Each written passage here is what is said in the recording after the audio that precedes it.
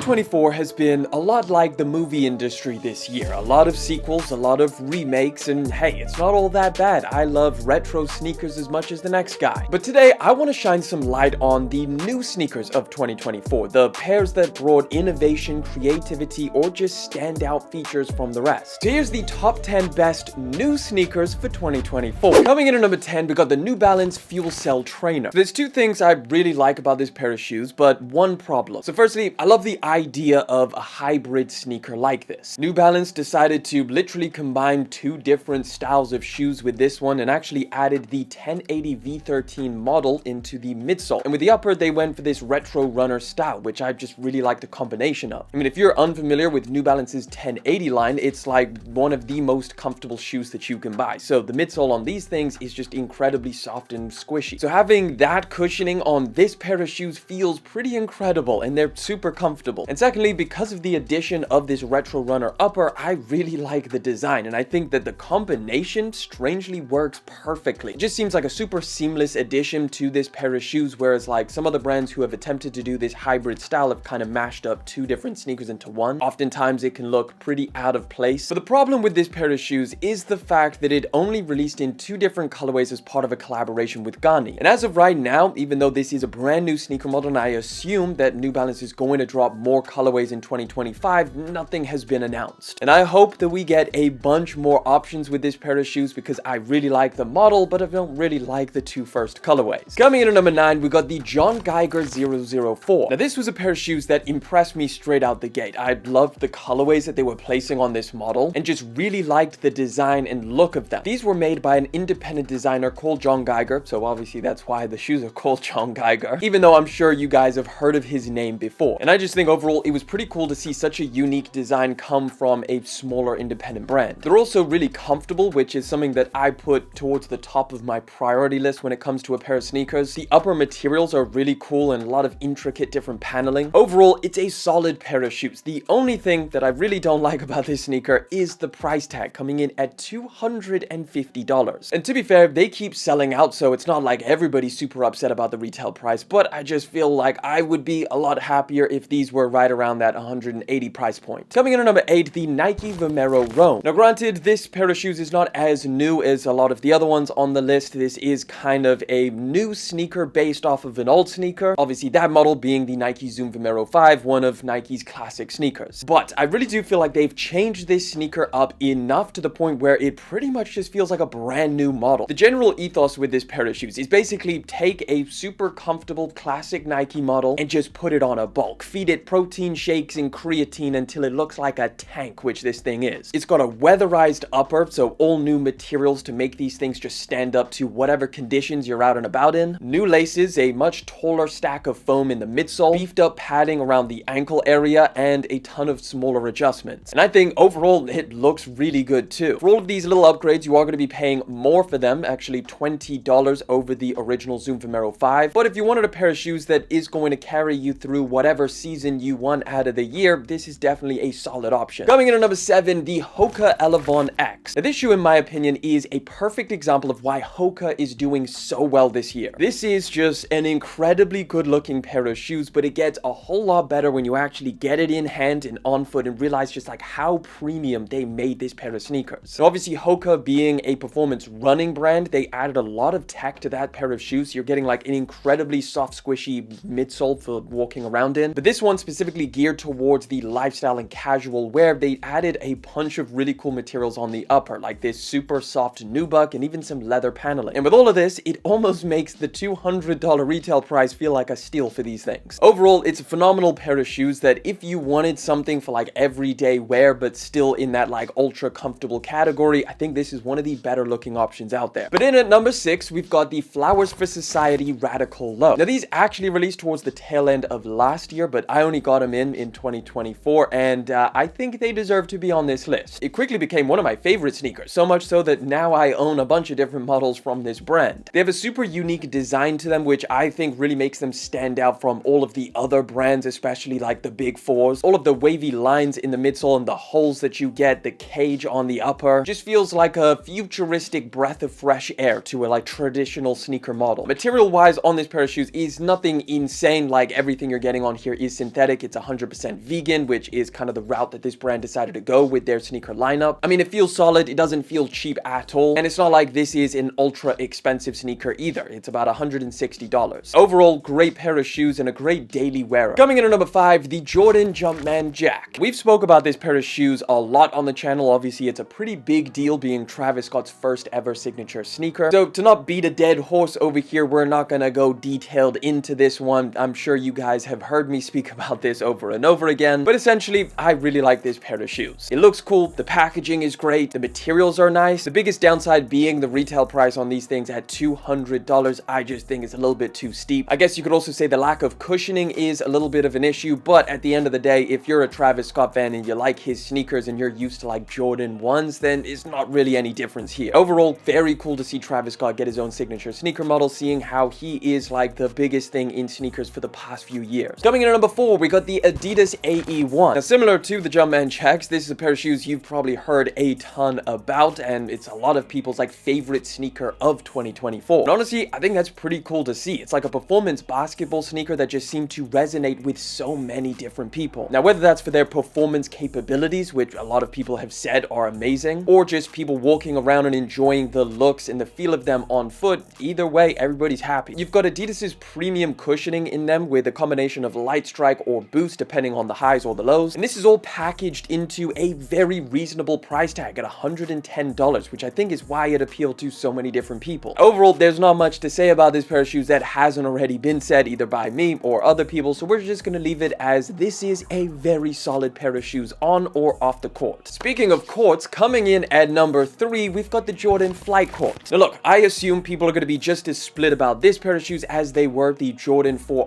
RM. You may love them, you may hate them, but one thing you can't really argue with is the quality on these, which completely blew me away when I got these things in hand. I will also say real quick, I was going to add the Jordan 4 RM to this list, but I thought that the Flight Courts look so similar, and honestly, the Flight Courts are cheaper and better quality, that I just swapped them out. But either one is a pretty solid option for a new model in 2024. And I guess the Jordan 4 RM is not really a new model to some degree, like it's still a Jordan 4. Either way, I think the best way to describe this pair of shoes is when I opened the box, I got them in hand, I tried them on, kind of felt like Jordan had been scamming me for years. Like, how the hell are they going to make this pair of shoes retail for $115, but then turn around and ask for double for some of their other sneaker models that have like half the quality and materials on them? Like Jordan 1s next year are going to be $250. You got a leather upper, premium wax laces, same ones that you get on the Travis Scott Jordan 1s. In fact, they also throw a bunch of extras in the box for you as well. You got like this super soft velvet sock liner, and overall just a bunch of other really cool details like the embroidery all around, a removable layer of material around the back as well. They're comfortable, look cool, and overall a really solid new sneaker model from Jordan brand for the new year. The only thing I will say is that I hope with the Gyer versions they keep this same premium affordable energy and they don't just reserve it for this collaboration model that they dropped this year. But coming in at number 2, we got the Adidas Evo SL. As many of you guys know, I have been searching for a hybrid running sneaker for